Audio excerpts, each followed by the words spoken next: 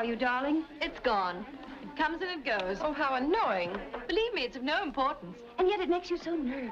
I can only tell you what the doctor said, to forget it and not to worry. Well, I'd worry. Dr. Vengard. I repeat it, Dr. Vengard is the man for you. Don't let's go into that again. I will not be psychoanalyzed. Oh, now, Jill, that's a very middle-class attitude. I'm a perfectly normal woman. Well, that sounds awfully dull. My dear, you mustn't say that about yourself. Not even in fun. Seriously, Jill, go to Dr. Vengard. He certainly did wonders for Molly McLean. Do you know she was suffering so from claustrophobia she couldn't ride in an elevator? Can you imagine what that means to a woman living in a penthouse? And Dr. Vengard cured her? Well, he must have. I read the other day in Winchell's column she ran away with an elevator boy. Oh, Molly McLean? Oh, people.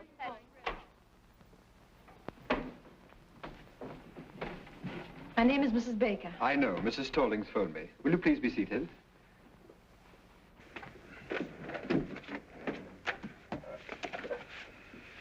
Mrs. Baker. Your first name? Jill. Jill Baker. 685 Park Avenue. 685 Park Avenue. Your age, Mrs. Baker? 22. I'm your doctor, Mrs. Baker. 24. Thank you.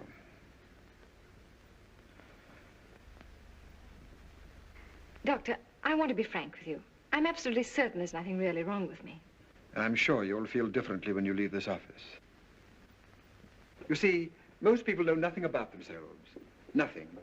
Their own real personality is a complete stranger to them. Now, what I'm trying to do is to introduce you to your inner self. I want you to get acquainted with yourself. Wouldn't you like to meet you? No. You see, I'm a little shy. All right. What seems to be the trouble?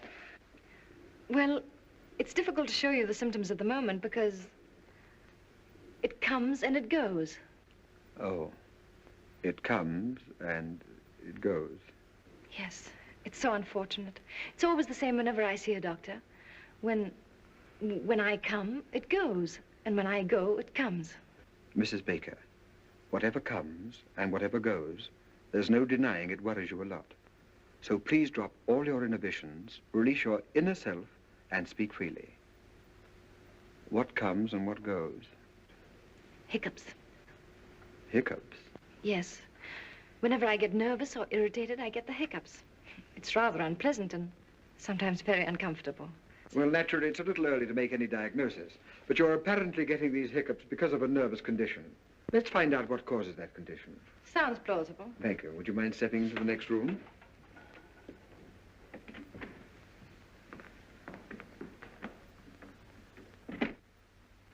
Uh-huh. Well, there's nothing unusual in your childhood. Let us examine your present life. Let us look at it through a magnifying glass. Let us examine every detail. Mrs. Baker, you're married, aren't you? Yes. When did you get married? When I was 19. How long have you been married? For 6 years. To the same husband? Yes. Aha. Doctor, please believe me, there's nothing wrong with my marriage. You could go through all Park Avenue and you wouldn't find a happier couple. Well, I'm sorry, but it's my duty to explore every avenue, especially Park Avenue. How old is your husband? 35. His business? He's vice president of an insurance company. But will you please leave my marriage alone? Very well, very well. Just relax. We'll talk about something entirely different. Do you suffer from headaches? No. How is your appetite? Good. How do you sleep? Frankly, not so well. How does your husband sleep? Very well. Uh-huh. Now, during one of these sleepless nights, when you wriggle around restlessly, and you look to your right, what do you see? My dressing table. And when you look to your left, what do you see? My husband. Sleeping? Yes. Uh-huh. What are you trying to do? Break up my marriage? No. Just wake up your husband. Well, thank you. That'll be all for today. Doctor, my husband has nothing to do with my sleeplessness. It's just that I'm super sensitive to noises or to the slightest sound. Does your husband snore? No. But I must admit he breathes rather heavily. Oh, he does. I don't think there's anything I can do about it. After all, he has to breathe. I suppose so. Well, Mrs. Baker, I'm afraid your husband's ability to sleep is too big a challenge for you. It's rather like, well, have you ever been on a diet? Yes, a vegetable diet. Well, how would you feel if you had to struggle with a few raw carrots and have someone next to you eat a big, juicy steak? With a large baked potato? Yes. My husband, 2 weeks ago. Well, didn't it make you nervous? No. But now that you mention it, now that I think of it, it is rather irritating. And not very considerate. No, it isn't. After all, husbands expect their wives to keep their figures, but on the other hand... I would call it a complete lack of cooperation. It is. Uh-huh.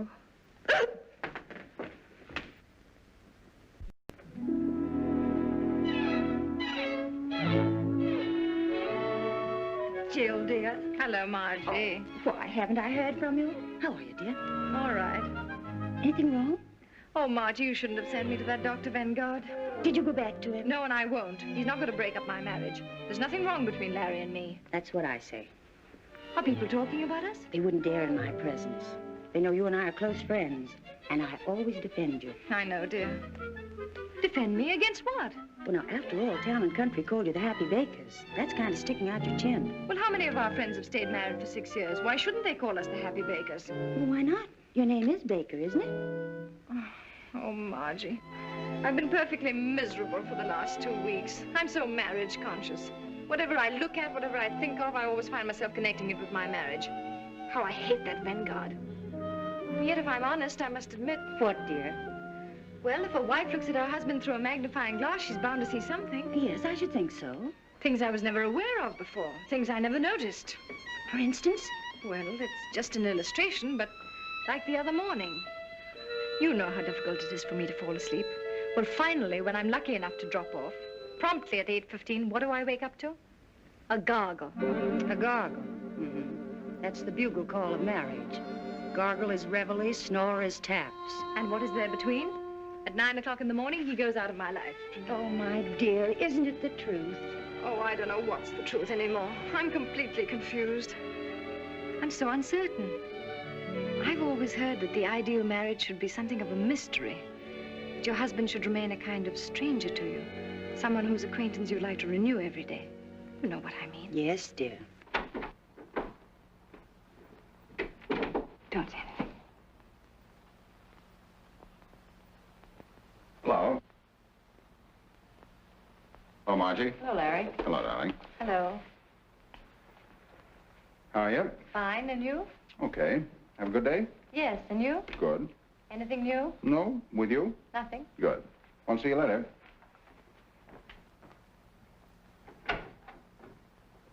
Well, what could he say? Why, of course, dear, there was nothing new, and he frankly admitted it. Jill, Yes, darling. are the Coopers coming to dinner? I don't know yet, darling. I'll let you know as soon as they phone. I wish you would, because if they're coming, I'll have to shave. All right, darling. Now, I don't want to cause any trouble, but cold facts are cold facts. If Mr. and Mrs. Cooper come, that big, awful-looking Mrs. Cooper, he shaves. And if he has dinner alone with his wife, he doesn't shave. And if anybody should shave, it's Mrs. Cooper.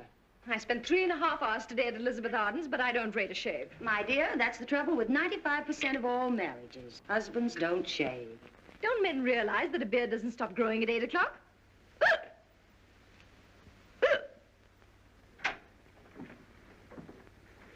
All right.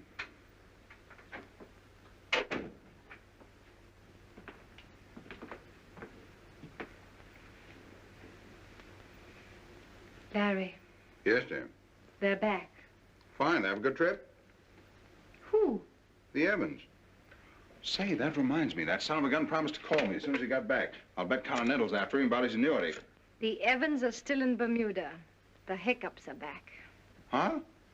Oh.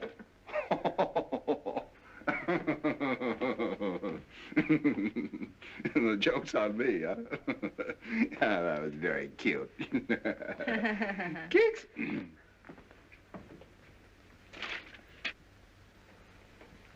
Larry, when you came in just now, you asked me if there was anything new. Oh, say, there is something new. And something very important, too. You know who's coming to dinner a week from Thursday? The president of Universal Mattress and the president and secretary-treasurer of United Furniture and some other high executives of both companies. Oh, good grief. Oh, I know it's going to be one of those nights, but Universal Mattress and United Furniture have merged. They're reshuffling their entire insurance account. Now, the tough man to crack is Kafka of Universal Mattress. I've done a little detective work. He's a Hungarian. As a matter of fact, they're all Hungarian. So let's give the dinner a kind of Hungarian touch, huh? Now, look, Larry. Oh, now, listen, darling. I don't expect you to behave like a gypsy, but let's hire a Hungarian cook and make him a wonderful goulash. Kafka will love it. I'm going to get that insurance account if I have to stuff that Hungarian like one of his own mattresses. Oh, and to make him feel really at home, our foreign division manager tipped me off. Just before they start to eat, you say, Eggeschegera. Eggeschegera.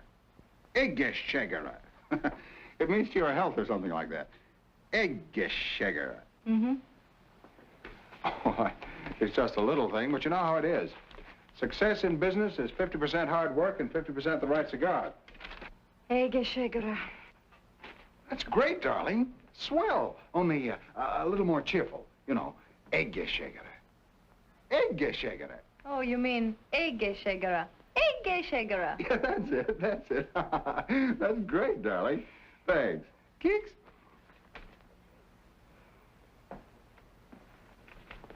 Larry. Hmm? Why'd you do that? Do what? Keeks. Why, I always do that. Why? Well, why does one do things? But when you do it, what does it mean? Is there some underlying thought? Oh. No, just a habit, isn't it? Yes, if you want to call it that. Like scratching your head or patting your dog. Would you do it to some other woman? I don't know. I never tried. But you do it to me. Well, you're my wife. And that gives you the right to poke me in the stomach whenever you want to. Darling, don't you feel well? Fine.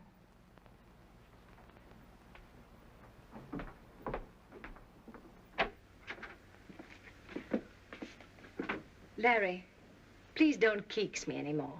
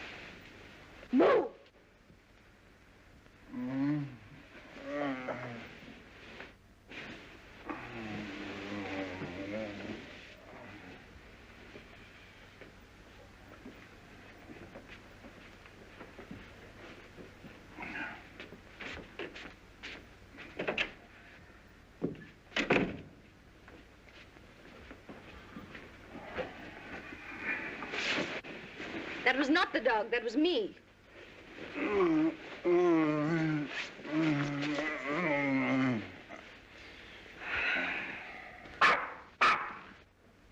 Shh.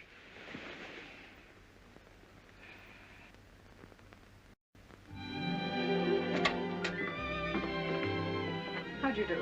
How do you do, Mrs. Baker? Dr. Vanguard will be a little delayed. I hope you don't mind.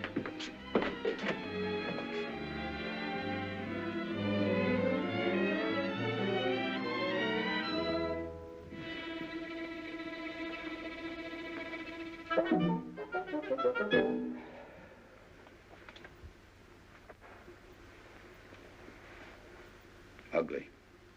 Ugly.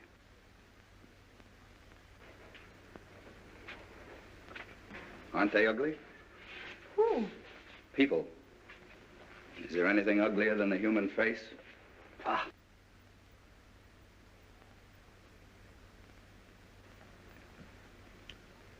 You mind if I smoke? Not at all. Smoke yourself? Yes. You haven't got a cigarette, eh? Yes.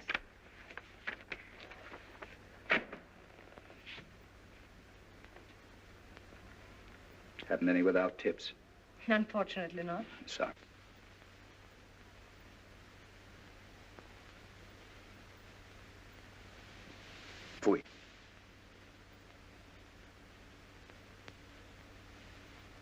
changed my mind. I'll have a cigarette.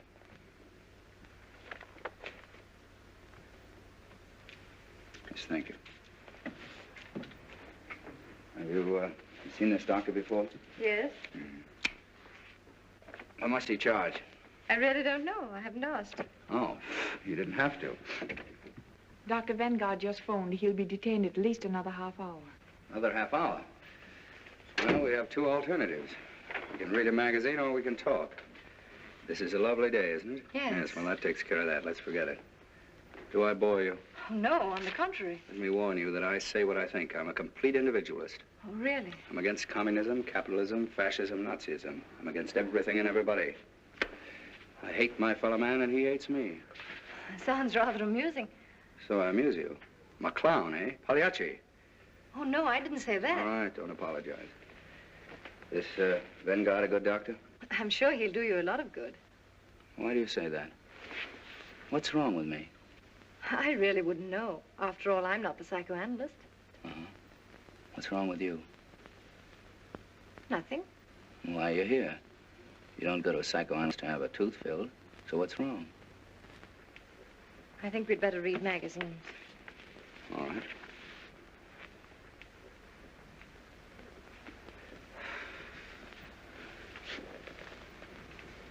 Fui.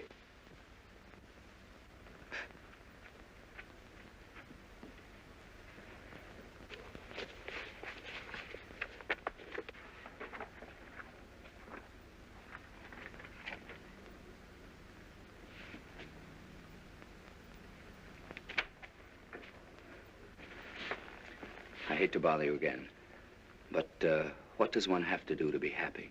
I think Dr. Vanguard would know more about that than I. More than you, Mrs. Baker?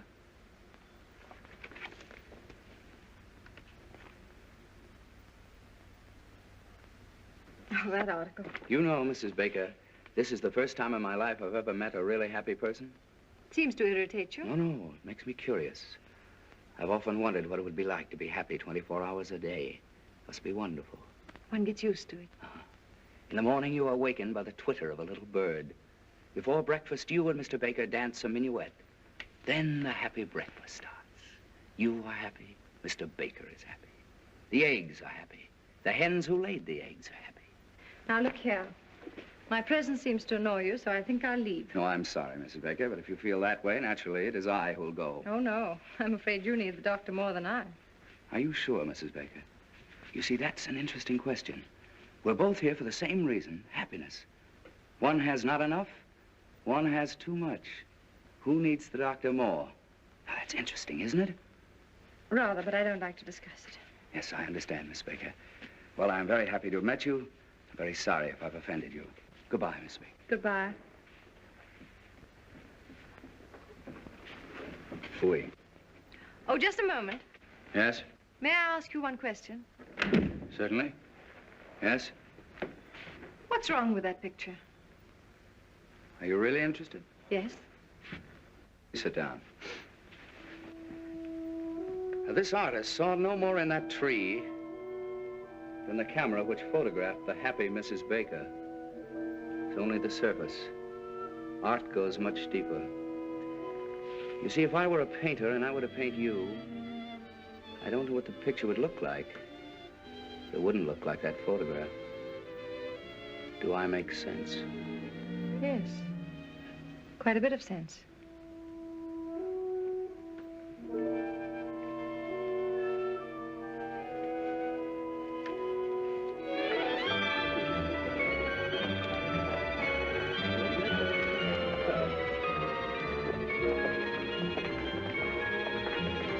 How do you do?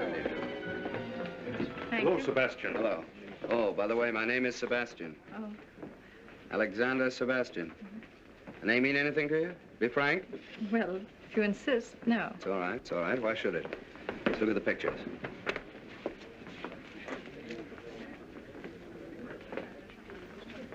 Number 15.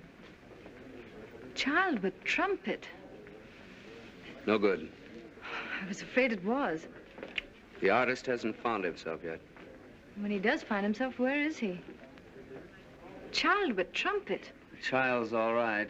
but he's missed very badly on the trumpet. Didn't he? That won't live. I hope not. Fui. That's almost great. Who painted it? A woman. No man could be so malicious. 26. Eleanor Stroud. Portrait of Alexander Sebastian. No use denying it. That's me. That woman didn't paint me. She performed an autopsy. She saw me. Frankly, the whole thing looks to me like a puzzle. Puzzle. That's correct. Good. I was a puzzle to her, but she was no puzzle to me. And that's her revenge. See, when I first saw that picture, I was terribly upset. I don't blame you.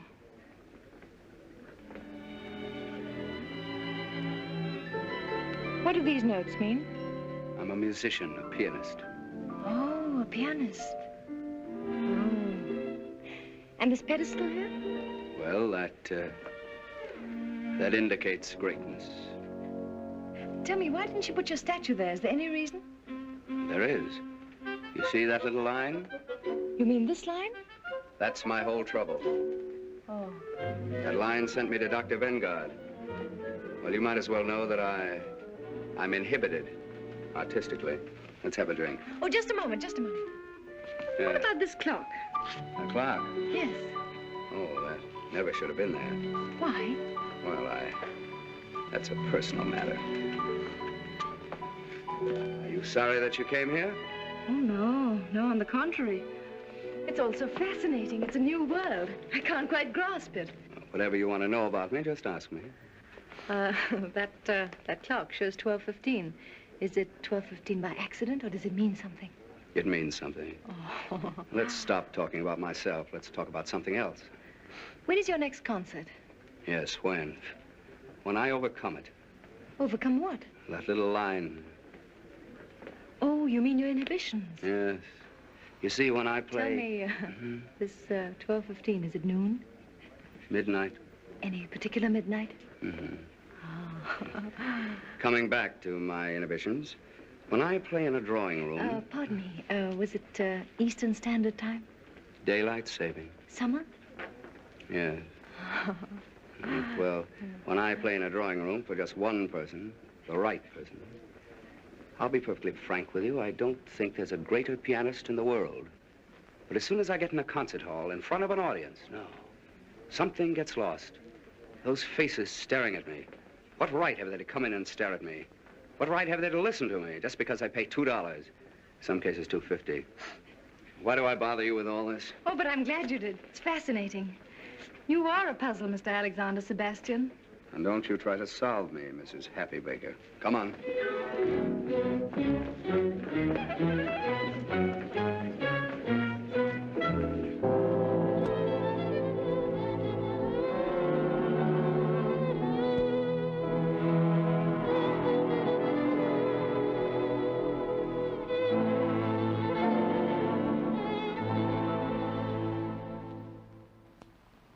Mrs. Kopka, Mr. Yanushek, Mrs. Yaroshi, Mr. Jones. Jones? How does a foreigner like that get in here tonight? He's Mr. Baker's lawyer. Oh. Well, I suppose you always have to have a lawyer with Hungarians.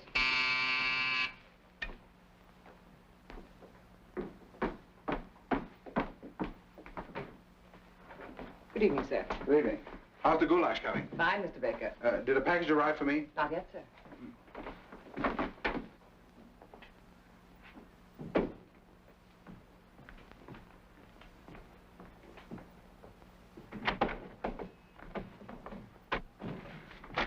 Oh, darling. Hello, dear. Anything new? No. Have a good day. Marvelous. All set for a big night? All set? Ha-ha. Remember your word?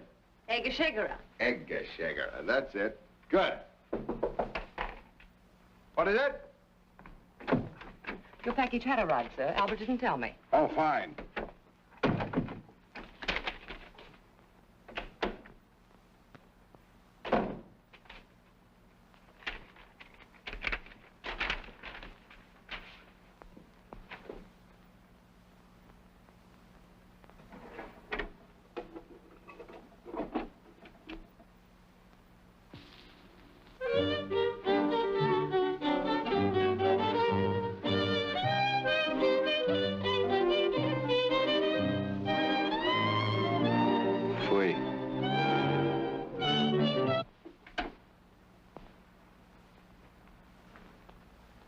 asked what you're doing here? Waiting? Oh, you're waiting. Tell me, how soon do we have dinner? Dinner? That's what I was invited for. Oh. Oh, I'm sorry. Tell me, are you with Universal Mattress or United Furniture? I'm not with anything. Oh, playing both sides, huh? Well, it's not such a bad idea. Say, tell me, how do you feel about Mr. Kafka? Indifferent. Well, I can tell you, nobody's going to put anything over on him. He's pretty smart. I think it's very clever that they've merged. Merger will out, won't it?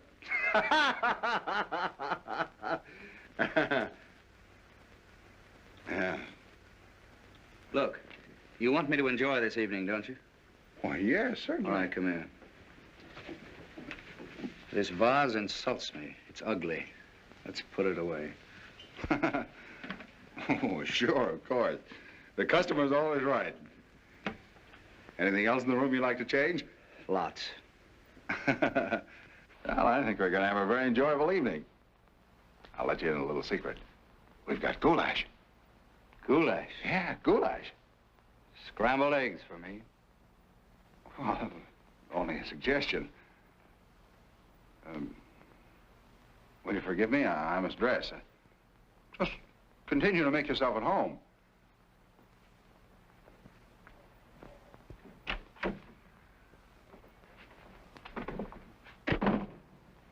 Gee, these Hungarians are certainly funny people. Have they come? One of them has. Look, dear, aren't we dressing? Why? Well, he isn't. Oh, that's Mr. Sebastian. Sebastian. Who's he with? With. He's against everything. He's an individualist. Is he that rich? Oh, he doesn't care anything about... How do you know? Dear, it's Sebastian. Alexander Sebastian. I told you the other day, but that's the trouble. You never listen to anything I say. Makes no impression. Oh, I remember now. That piano player. He's not a piano player. He's a pianist. And pretty soon he'll be very important. Someday you may be very happy to insure his hands for $100,000. Look, darling, I'm giving this dinner especially for these Hungarians. Could he pay a premium? I don't know, and I don't care. You know, sometimes I don't understand you. Here we've got a $500,000 insurance possibility tonight. I've gone to all this trouble to get up a special Hungarian evening for the president of Universal Mattress. And you invite this piano player. You should know better. Musicians and mattresses don't mix. Look, Larry, for 6 years I've been living insurance, and I'm tired of being an annuity. Can't I just myself spend one evening with Rimsky-Korsakov and Stravinsky? Rimsky-Korsakov? Stravinsky? Who else is coming? Why didn't you invite the whole Philharmonic and have them bring Dean Taylor along as commentator? Oh, all right, all right. Let's drop the whole thing. If you don't want him to play, he won't play. Play? Say, that's not a bad idea. Maybe he could liven up the party, huh? If Mr. Sebastian consents to play, which I doubt, but if he does consent, it won't be Hungarian swing. Well, what will it be? Something you'd have to pay $2.50 to hear. You mean like Carnegie Hall? Exactly. Not in my house, not tonight.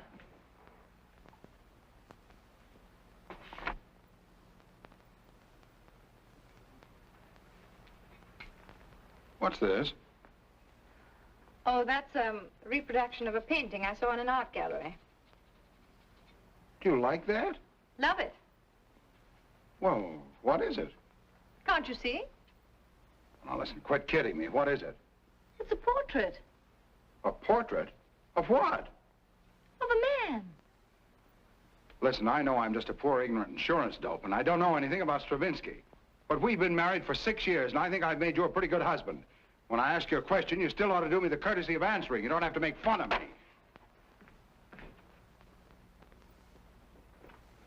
You know what this is? The Grand Canyon.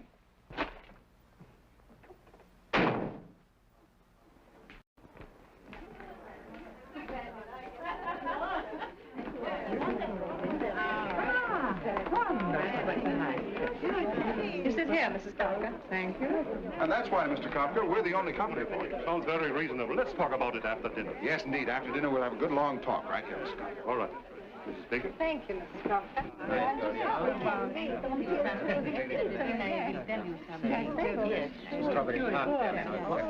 You mean not even Lohengrin? Especially not Lohengrin. I give you all of Wagner. Except one passage in Tristan that's really good, but you never hear it played right. Perhaps someday I could hear you play it as it should be played. Perhaps. I don't eat strawberries. Oh, I'm sorry. All right.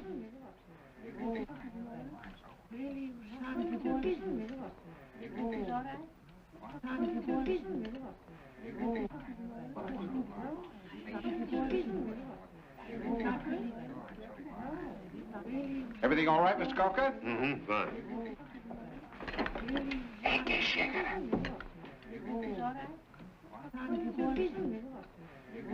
Egészségére. Egészségére. Egészségére?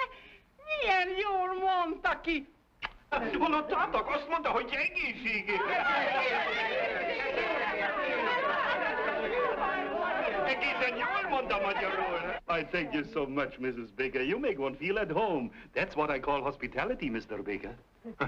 I didn't know she knew it. I wonder where she picked that up. What does it mean? To your health. Oh, isn't that nice? And she pronounced it so well. Ignát! Igen, szívem. Ugye milyen jól mondta ki magyarul? Igen, nagyon jól. Nagyon jól. Nagyon jól. Egészségére! Én már régen nem beszéltem magyarul. How comes you speak Hungarian? Were you born in Hungary? No, I studied music in Budapest. Budapest. Jaj, Budapest. Oh. I lived at, what's the name of the street? Andorushiat. Andrassy úr. Andrássy. Hát én ott laktam az Andrássy, 54 számmal. 54? Én ismerem őket. Igen. Ott volt a kávéház. Andrássy kávéház. Minden délután ott volt az Andrássy. Annál szebb utca nincs is a világon. Minden nap ott sétálunk.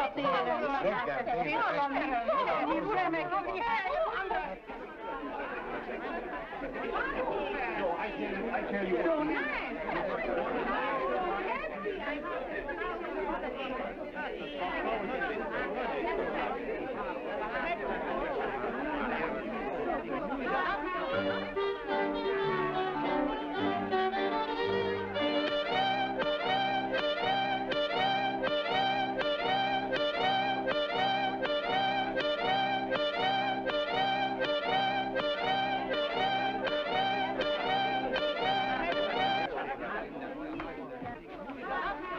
I just got a call. Kafka's lunching with the Hudson Insurance people tomorrow.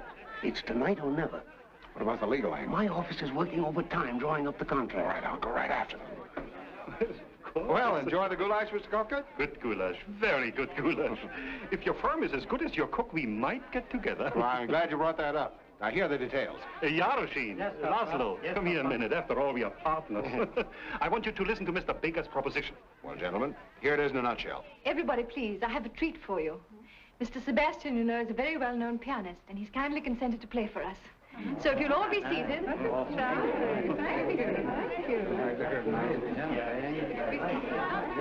Does he have to play? Don't worry.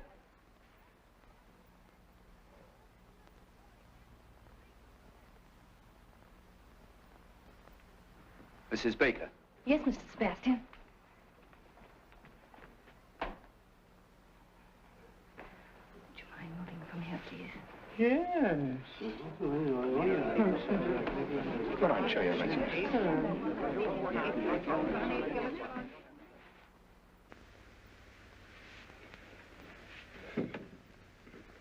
It's locked. That's odd. It's the key. It's two silver words. Who could have locked the piano? Where's the key? I don't know. It's a funny idea. Why should anybody lock the piano? It's too ridiculous. Why should anyone lock the piano? It's the key. As I was saying, Mr. Kafka, my proposition's a very simple one, but a very sound one. I broke it. Don't you worry. I won't. Now, Mr. Sebastian, please tell us, what are you going to play? Well, first I'm going to play... Mrs. Baker. Yes, Mr. Sebastian. All right.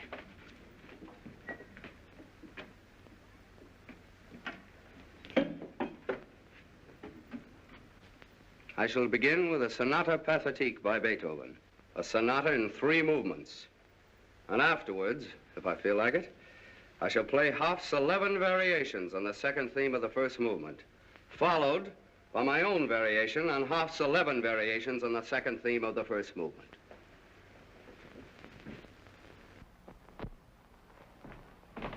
Listen, how long is the sonata? The only one I ever heard lasted 3 cigars. It's a catastrophe. It's a disaster. If Jones were sunk.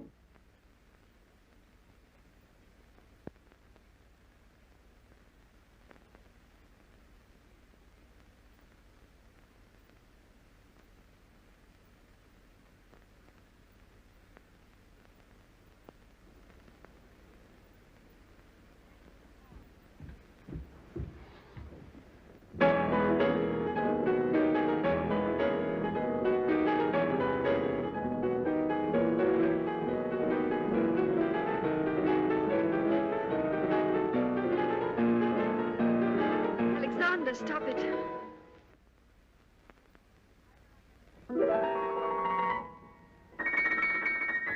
Please don't.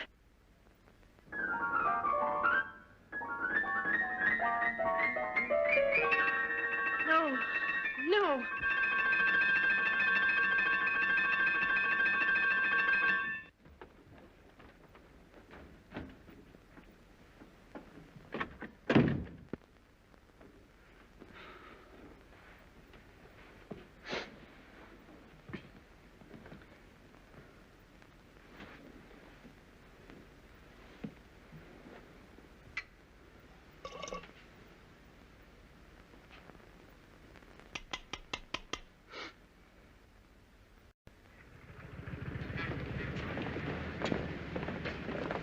You know, Jones, I'm glad you got that clause in the contract. It saved our necks. Another...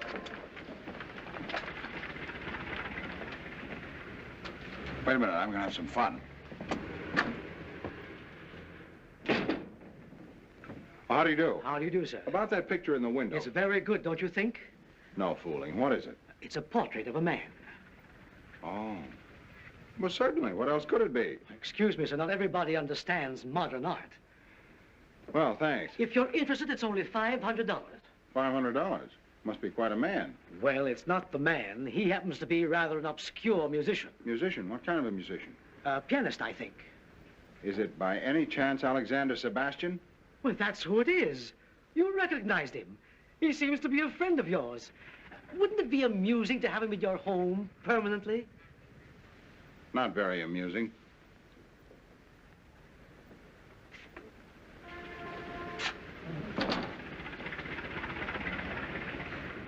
A cheap guy like that. Who? Him. Goodbye, Jones.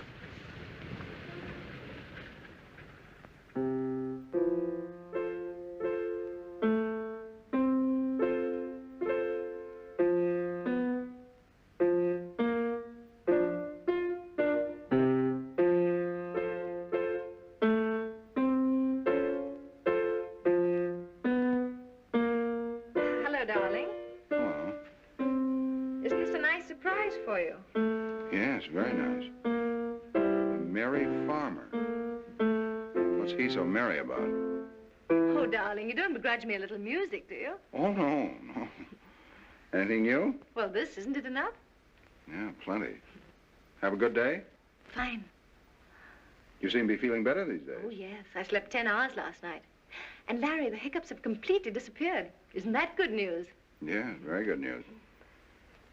Are you still going to Dr. Vanguard? Oh, no. I don't need Dr. Vanguard anymore. I'm so busy with my music and visiting art galleries that I haven't even time to think of any doctor. Oh.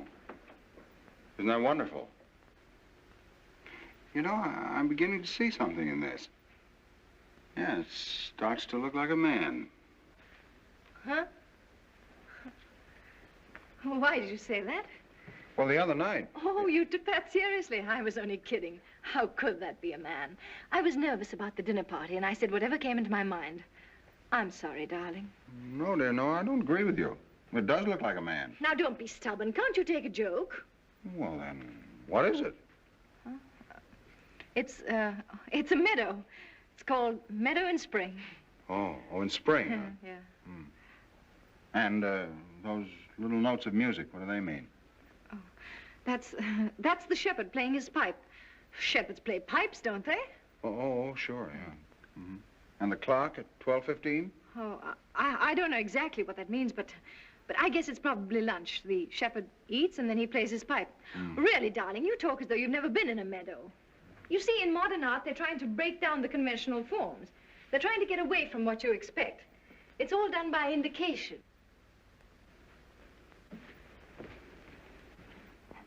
What are you doing?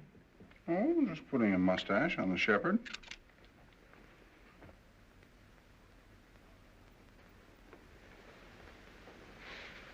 Knock that guy right through his piano. Now, that'd be the worst thing you could do.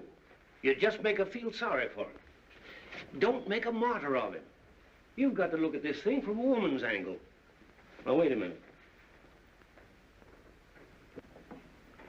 Miss Aiken, will you come in, please?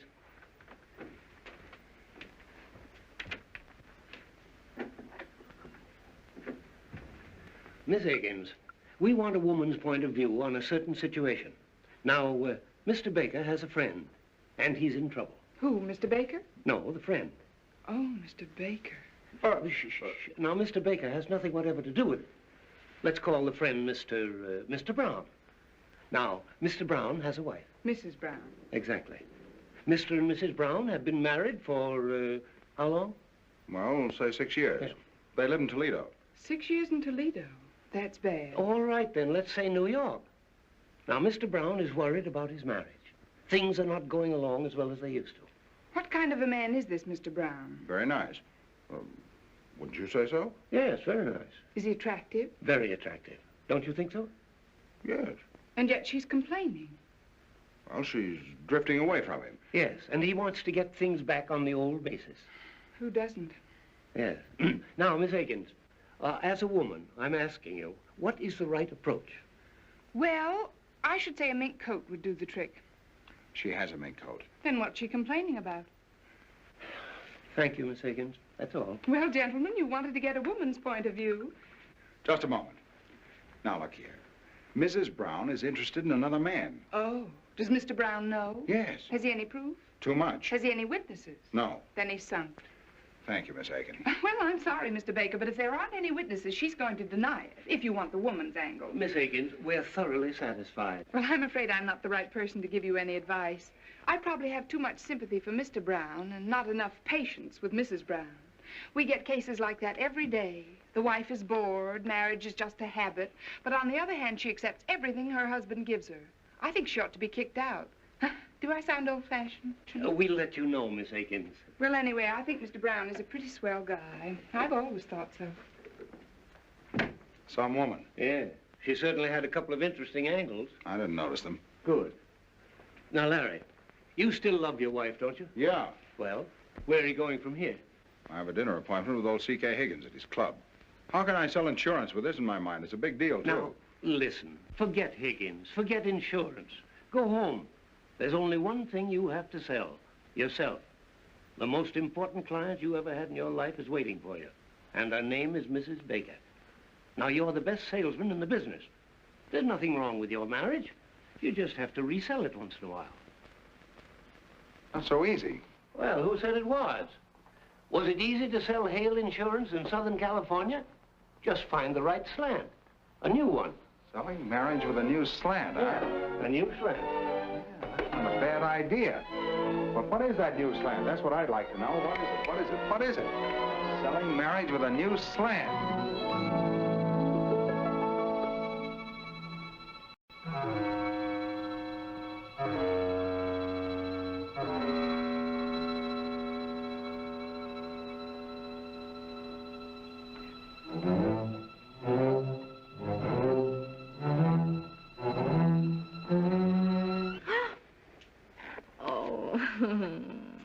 Nice surprise, eh?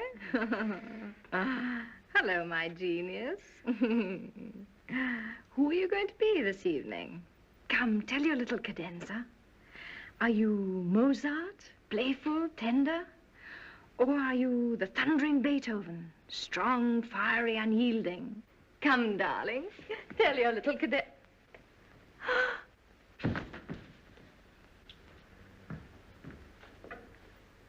Da, da, guess who is here? Guess who is here? Guess who is here? It is Wotan, the god of gods, coming down to it. Anything serious? No, she just fainted. Oh, well, women are always fainting. Any particular reason? No. She just thought I was a genius. Then she found out I wasn't, and it was too much for her. Please make yourself at home. I'll be right back. I want to get some smelling salts.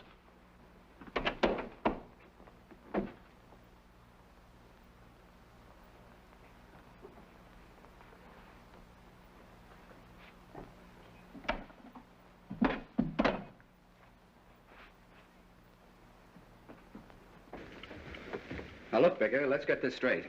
There's going to be a very heated discussion. We're going to insult each other. It can't be avoided. You're going to accuse me of something which I'm going to deny and you're not going to believe.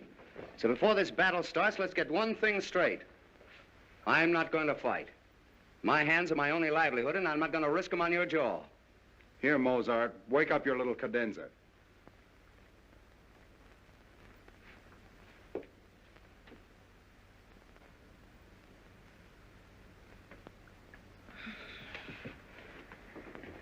What's happened? Well, I... You! What? That's very funny. You know what I thought? Look, I think I...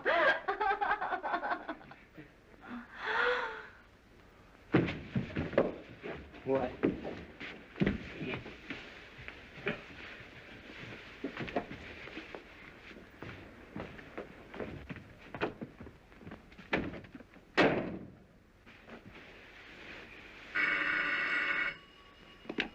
Hello? Hello, Jones. I'm still selling. You were right. It needed an entirely new slant. I think I've got a new one.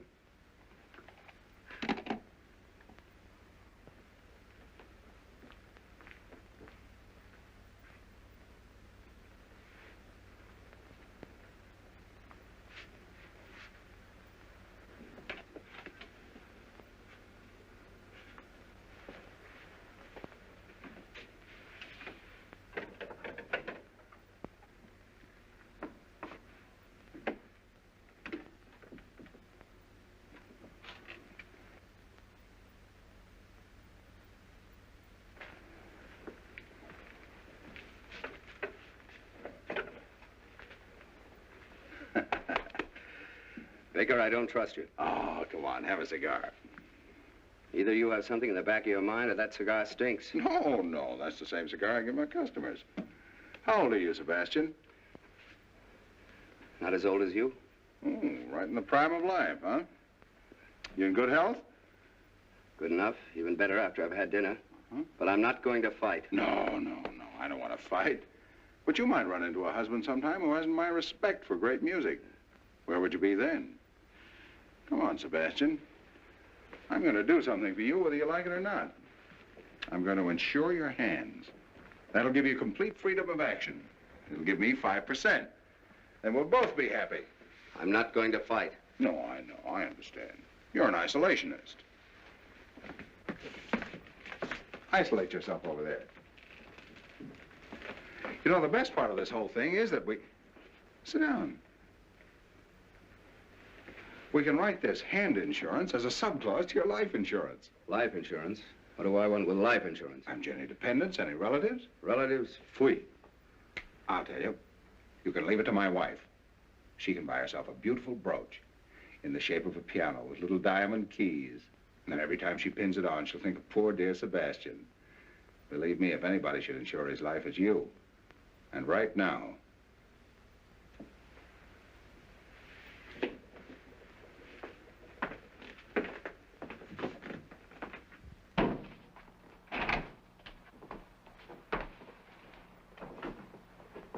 Well, then, where were you born? I'm not going to fight.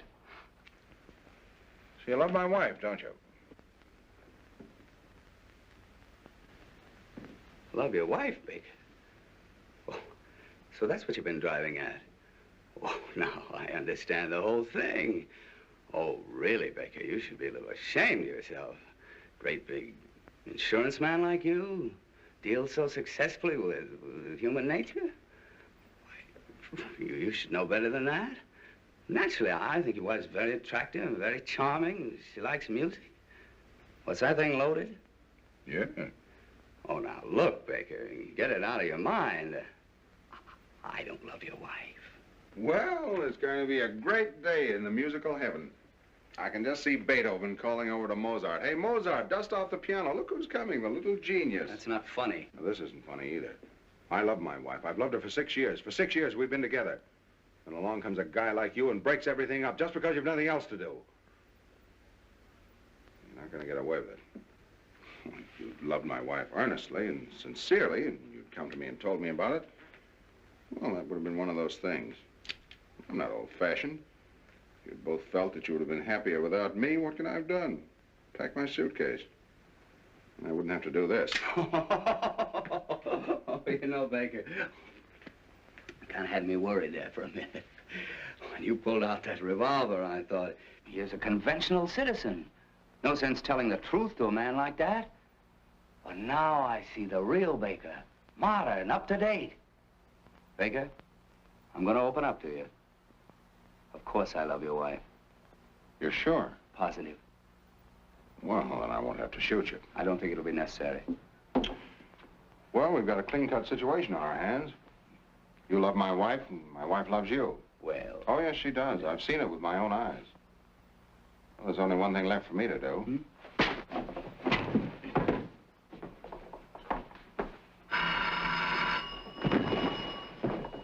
Hello? Oh, hello, Jonesy. I'm still selling.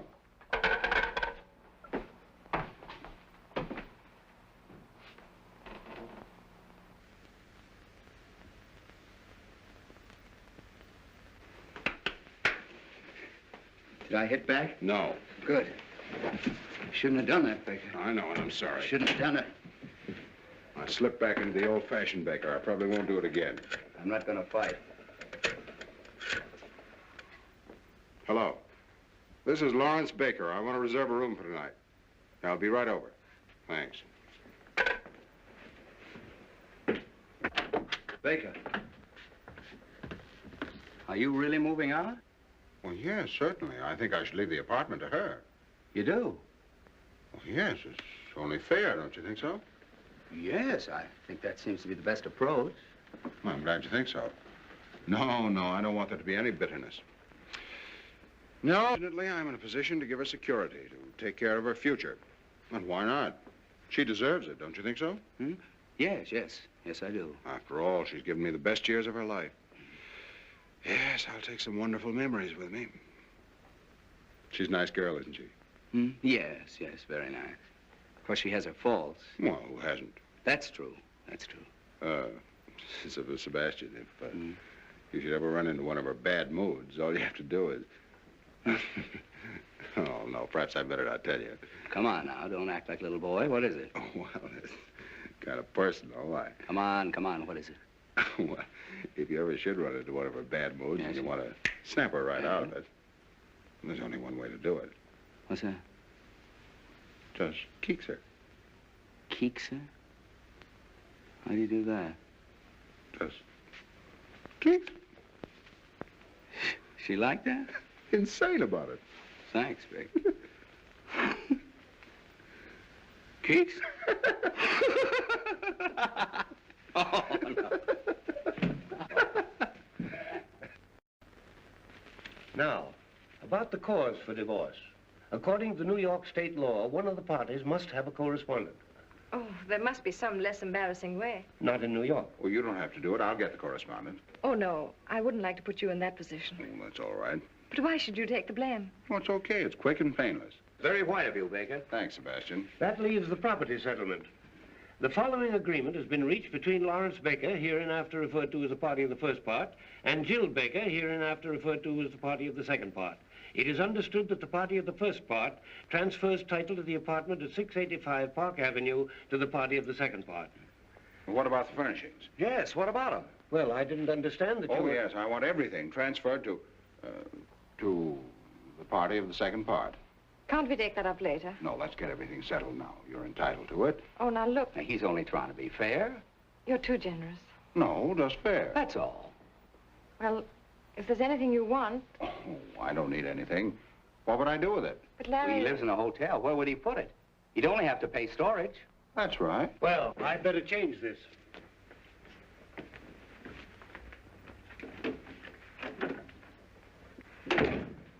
What's his name? Jones. I don't trust him. Well, here we are. Mm-hmm. Baker versus Baker. Sounds awful, doesn't it? Everything legal does. Oh, about this correspondent. Yes? Who's it going to be? Oh, I don't know. Anyone in mind? Mm-hmm. I have several promising prospects. Oh, you have? Mm-hmm. Yes, I think we can clear up the whole matter in about 4 weeks. Sounds pretty good. Mm-hmm.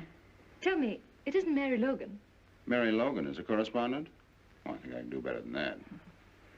After everything's straightened out, I think I'll take a trip to South America. Is it one of my friends? No, you know I never cared very much for your friends. Someone I know? Darling, this is a divorce, not 20 questions. Oh, I'm just curious. Well, don't worry. You can rely on me. I won't disgrace the family name. Larry, do you really want this divorce?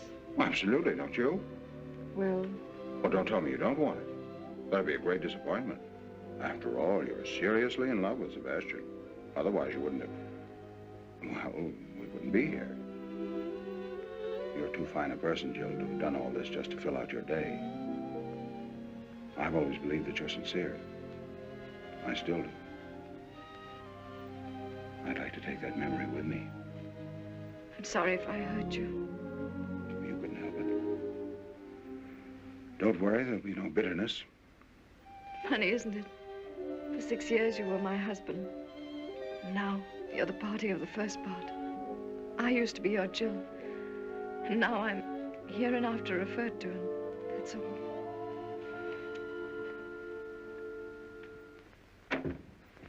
Well, everything's taken care of. What's the matter? What'd you do?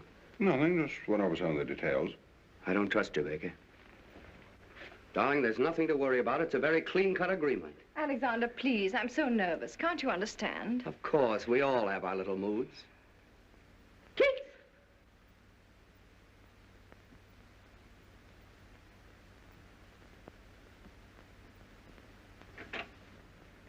Now let's read this again. The following agreement has Is been reached... unnecessary, unless we can agree on the correspondent. Well, it's none of your business. Darling, it isn't. Keep quiet. It is my business. You're not going to make me the laughingstock of the whole town with some girl. A girl I don't even know. Oh, no, you're not going to have that triumph, Mr. Baker. Goodbye.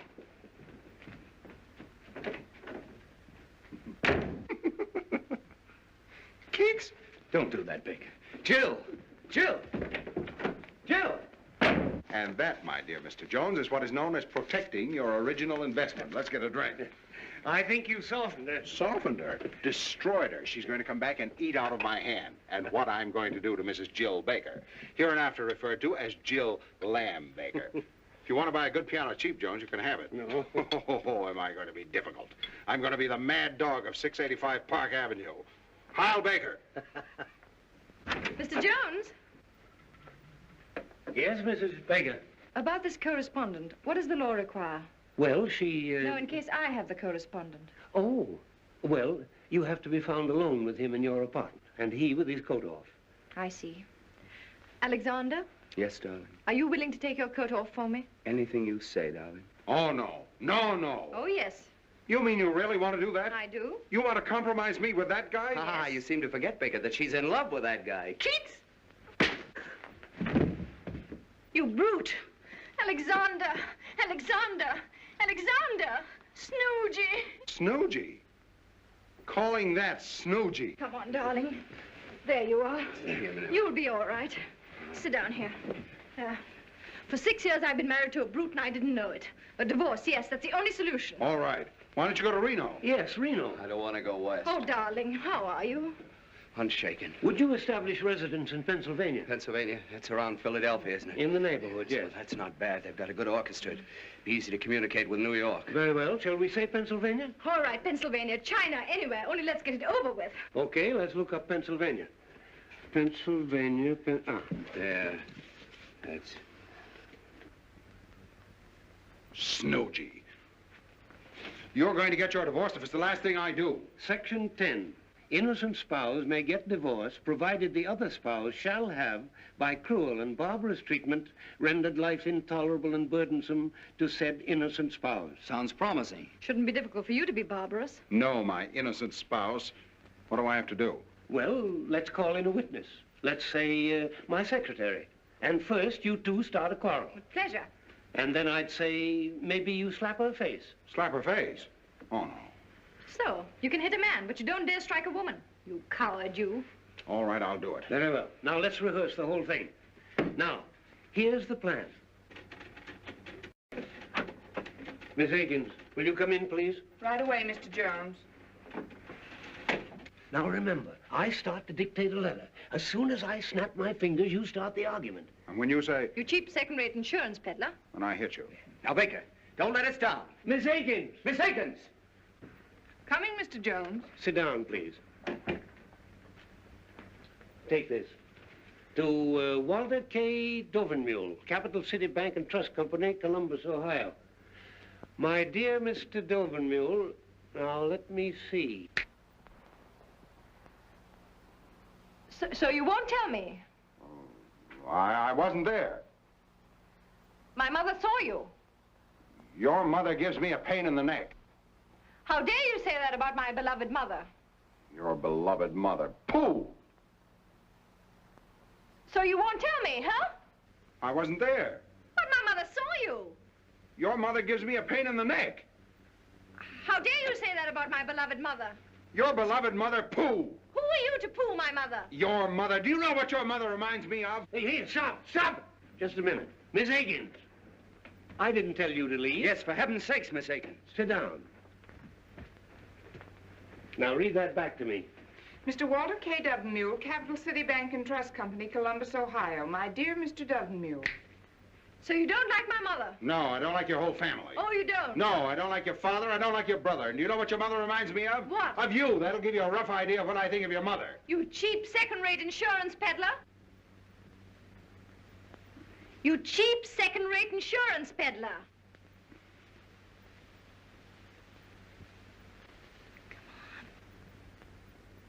What she called you, cheap second-rate insurance peddler. Yes.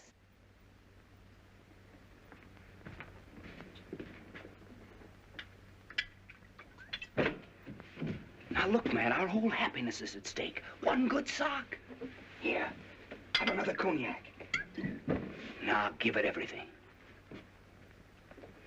Read it back to me. Walter K. Dovenmule, Capital City Bank and Trust Company, Columbus, Ohio. My dear Mr. Dovenmule. Yeah, my dear Mr. Yeah. Everything I said about your mother still goes. And double. Oh, it does? Yes, it does.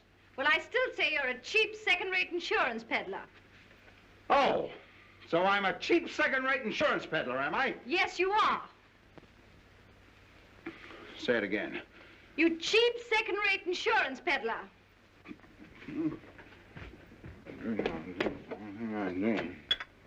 Fui.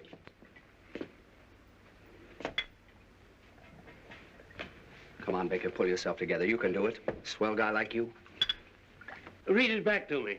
Walter K. Dovenmule, Capital City Bank and Trust Company, Columbus, Ohio. My dear Mr. Dovenmule.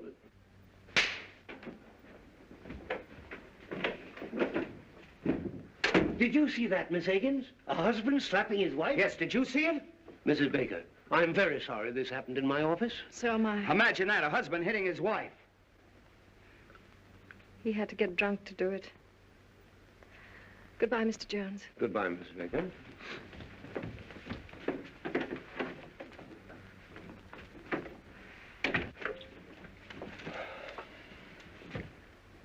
What about Walter K. Dovenmule? Tell him I'm out.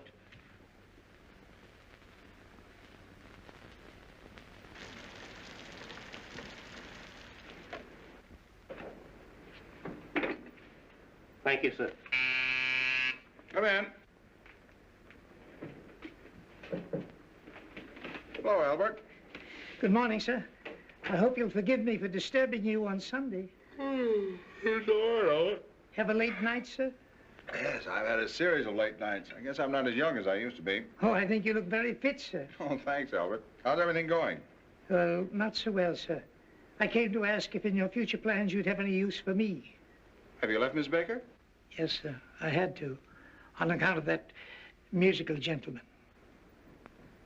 Oh. In fact, we all left, except Emma. But then she fortunately is quite deaf. How is Miss Baker? As charming as ever, sir. Happy, I suppose. If you'll pardon me for saying so, I think she shows great courage.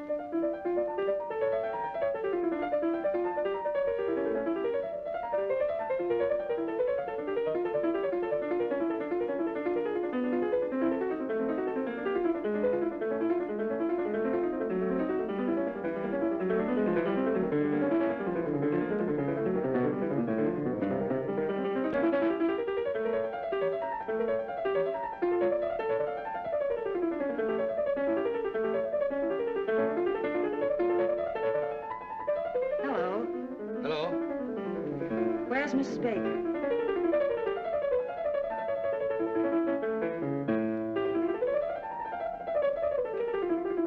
Jill, dear. Margie, darling. Oh, I got such a thrill when you called me. Why shouldn't I, old friends like us? Sit down, Margie. How are you, Jill? Oh, I'm fine. I hear you're going to Philadelphia. Oh, did you meet Alexander? Yes, but I didn't want to bother him. He's practicing for his new concert. I understand. Does it disturb you? No. I love music. Yes, I'm going to Philadelphia. And you're happy? Oh, yes, very. Of course, I'm still a little bewildered. It's all so new. I guess it's all very exciting. Oh, yes, very exciting. Being transferred from the business world into the world of art. Nothing but Bach and Tchaikovsky. That's Bach he's practicing. Oh, yeah. You sure it doesn't disturb you? Oh, no. I love it. You don't have to be ashamed. Not everybody likes Bach, so if you want him to stop... My dear, I wouldn't think of it. The whole thing sounds so very romantic. Yes, very romantic. Oh, by the way, have you seen Larry? Yes, I saw him last night at the Monte Carlo. Larry at the Monte Carlo? Yes. Imagine. Just a moment.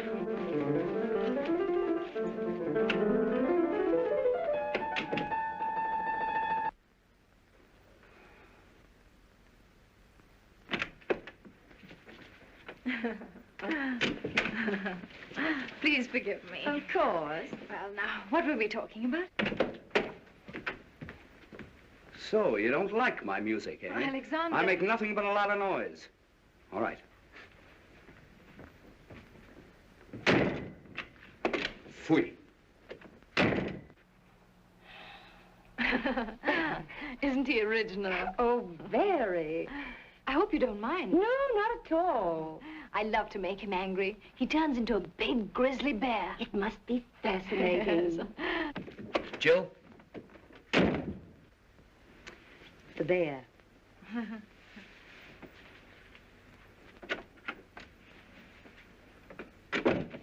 What is it? Jill, there'll be no more music here today. Oh, no? No, and don't coax me. And don't shush me.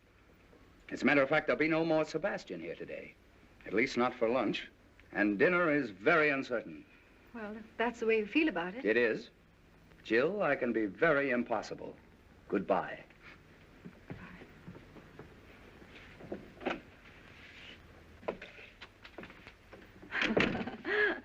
What fun. I only hope poor Larry has as good a time as I. Well, when I saw him at the Monte Carlo... Oh, yes. I suppose that was another one of those dull business evenings. Was it a large party? No, I'd say she was about your size. Oh. Was she attractive? No, I didn't think so. But George and Freddie thought she was terrific. You know George and Freddie. But what do you care? That's right. What do I care? Larry's entitled to have a little fun. That's the kind of life he likes.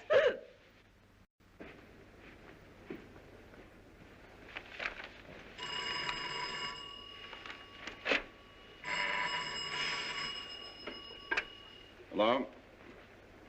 Hello, Sally, darling. I feel pretty good considering. What about you? Mm-hmm. That's right. Huh?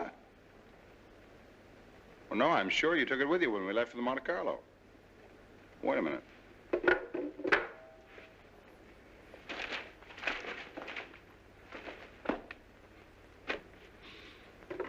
Hello? Yes, it is. All right. Goodbye.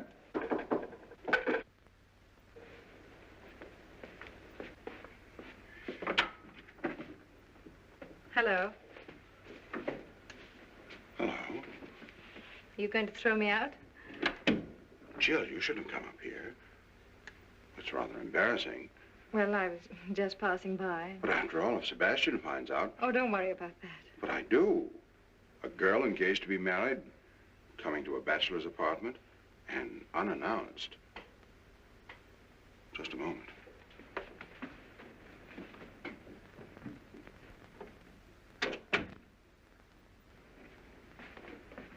Well.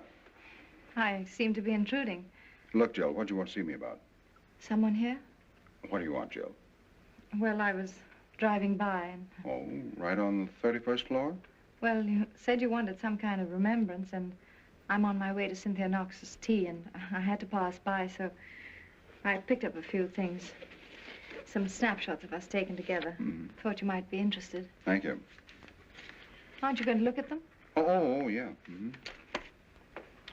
Well, it's the first time we met. There's one of you sitting in my lap. Our wedding, our honeymoon. That's very nice, thanks. Anything else? I heard you were at the Monte Carlo last night. Yeah. Sleepy? Huh? Yes. Well, give my regards to Cynthia Knox. Who? You were on your way to Cynthia Knox's tea, remember? Oh, yes, yes. I like your apartment, Larry. It's lovely. Charming. Yes, very, very charming. In such good taste. Pretty. So cozy. Lovely curtains. And such a beautiful view. Yes, such a beautiful view. I'm sorry. That was rather foolish. Please forgive me. Oh, Larry, I did make quite a mess of things. Oh, everything turns out for the best. You can't mean that, Larry. I can and I do.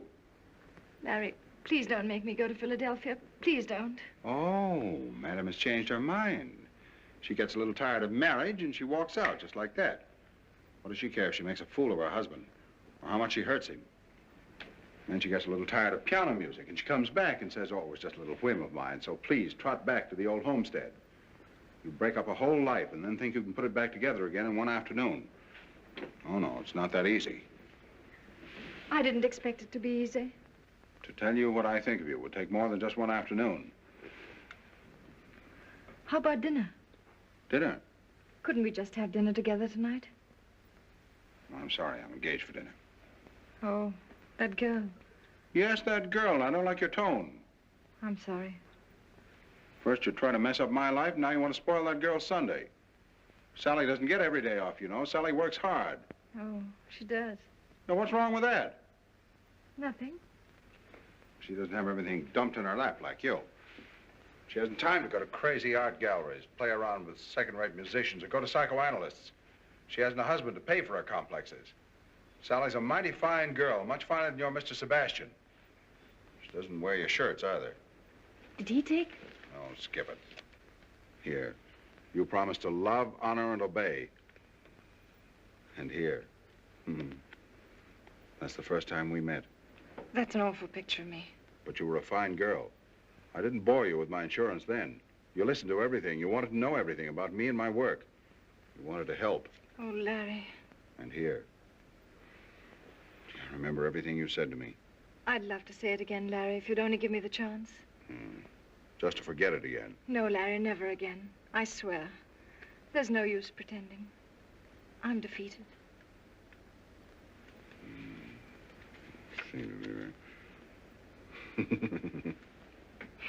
Gee. I'll always remember that tree in front of our hotel window. And that funny old Italian waiter? Well, that wasn't here. Oh, yes. No, it wasn't. No, here. Oh, that's right. That's that front porch. Our first breakfast. Yes. Oh, Larry, couldn't we have dinner together? Not tonight. Why not? Sally, Let me talk to her. Oh, no. Woman to woman, she'll understand. No, no. Please, Larry. Well, you don't deserve it, but I'll see what I can do. Thank you, darling. You stay right here. It's going to be very tough.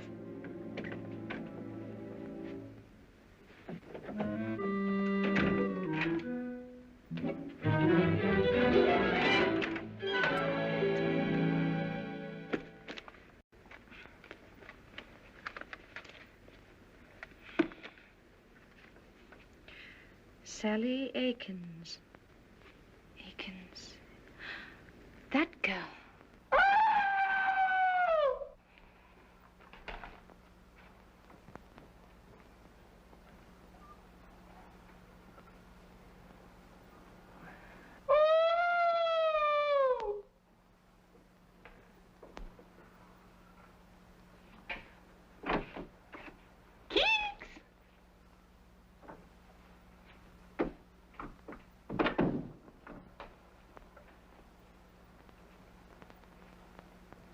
How'd you do, Miss Akins?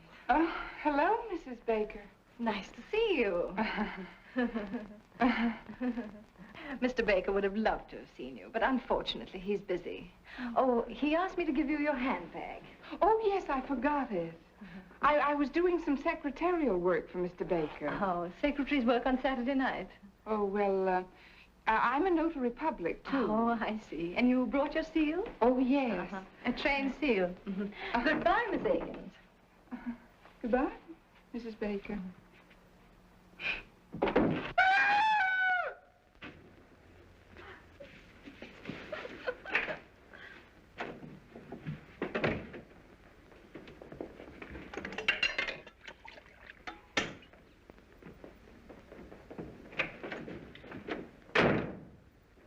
Sweet. Sweet.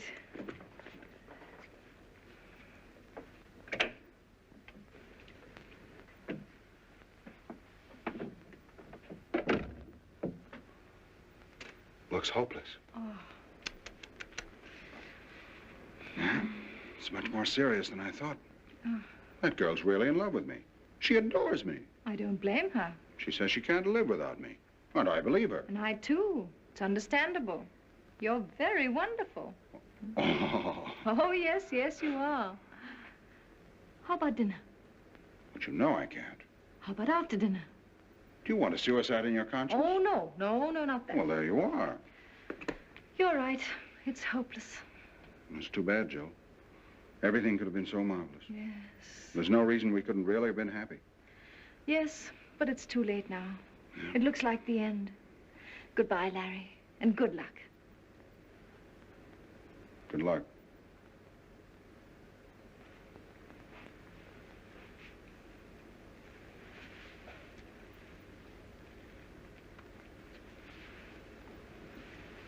Well, I'll talk to her again.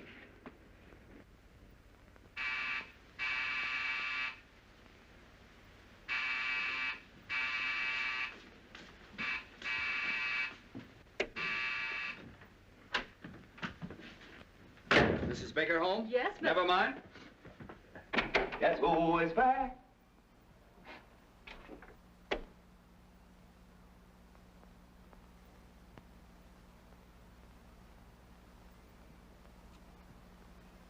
It's Wotan, the god of gods, coming back to Earth.